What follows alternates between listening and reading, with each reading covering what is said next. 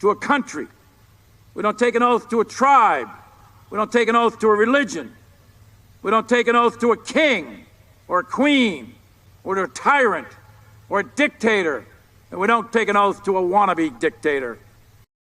That was a former chairman of the Joint Chiefs, Mark Milley, last fall taking a shot at Donald Trump during Milley's farewell address. This week, we're learning from new reporting by Bob Woodward that Milley is afraid of being court-martialed if Donald Trump wins re-election in 25 days.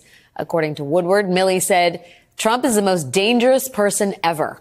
I had suspicions when I talked to you about his mental decline and so forth, but now I realized he's a total fascist. He is now the most dangerous person to this country, a fascist to the core." Back with me are Charlie Sykes, Susan Glasser, and McKay Coppins. Susan, Mark Milley speaking in no uncertain terms about the true danger of Donald Trump. He's a fascist to the core. The same week that Bob Woodward is reporting that Donald Trump is having regular phone calls with Vladimir Putin, maybe as many as 7 private calls, and that Trump sent Russia COVID-19 tests when they were scarce and very much in need here in the United States. What is your reaction to these pieces of reporting?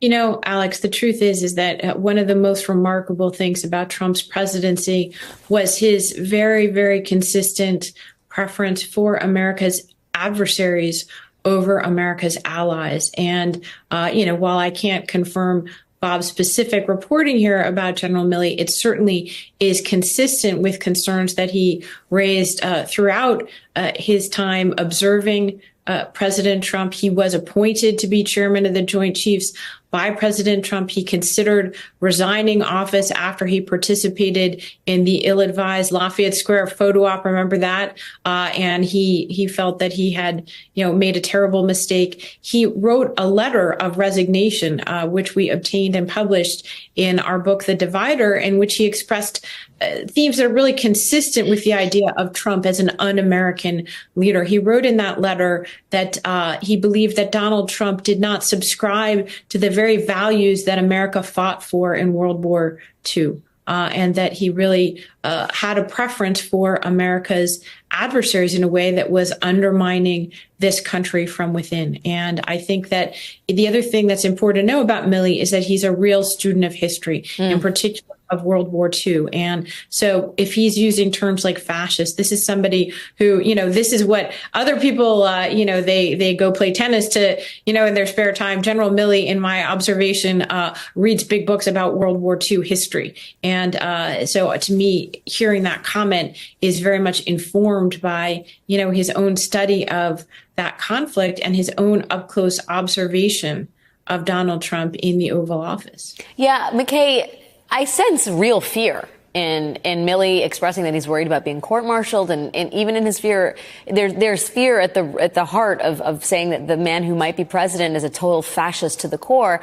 And it feels like other people people who have come out against Donald Trump are afraid of him. I mean, I think there's your reporting, that Romney is also concerned about Trump going after him. I think he has shown by his prior actions that you can take him at his word. Romney told me, his voice suddenly subdued. So I would take him at his word. I mean, talk to me about that tone of voice and what you're hearing in Romney as it pertains to fear. Yeah, that moment happened in a conversation I had with him earlier this year when I kind of asked him point blank, what do you think it'll mean for you and your life and your family if Donald Trump is reelected, given his promise of retribution against his political enemies? And he at first kind of tried to demur, and he said, well, I don't know.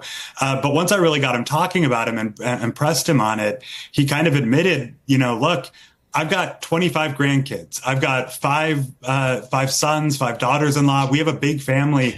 I don't know how to protect them in a situation where you have a president who is trying to use the levers of the federal government to punish his political enemies. And I thought that was a really striking moment. Now, he's not the only one. And one of the most striking things in reporting this book, in talking to him and various other people in the Senate, was just how large the fear of political violence from Trump supporters looms in the psychology of a lot of elected Republicans. Romney told me about multiple Republicans he spoke to who chose not to vote for Trump's impeachment or conviction in the second trial because they were afraid of violence from Trump supporters. So it's not just Trump himself and the power that he can wield as president. It's the culture he's created among the most extreme segment of his base and the permission he's given them to use violence as a mechanism to achieve their aims. Yeah, Charlie, McKay zeroes in on something that I think it's really worth talking about, which is the disconnect between Trump and violence and Trump supporters and violence. Sarah Longwell, who I know you know from the Bulwark, discovered in her focus groups that Trump basically gets a pass on his violent rhetoric. Despite refusing to abide by the results of the 2020 election, flirting with dictators, and vowing to use the government to go after his personal and political opponents, voters still perceive Trump as jokey and relatively harmless. They don't see him as a dictator threat. Charlie, do you have a working theory about how in these Trump supporters' minds or Trump voters' minds, there is just a cleave between the man and the sort of violent behavior and rhetoric and posture his supporters adopt at his behest? Well, I think it's that rationalization that it's just Trump being Trump, that he's kind of clown-like and he just says things and it doesn't matter, which is why I think it is such an urgent moment for people like General Milley and others in the national security apparatus to sound the alarm, to say that this is who he is. This is what he's capable of doing. It's not simply theoretical anymore. The January 6th attack was a violent attack, and I'm increasingly fearful that it was more of a rehearsal than a standalone event. This is why it is so important, I think, for the people who see the danger to have the courage to speak out. Because if you don't do it right now, it will be too late later, when you are in the room.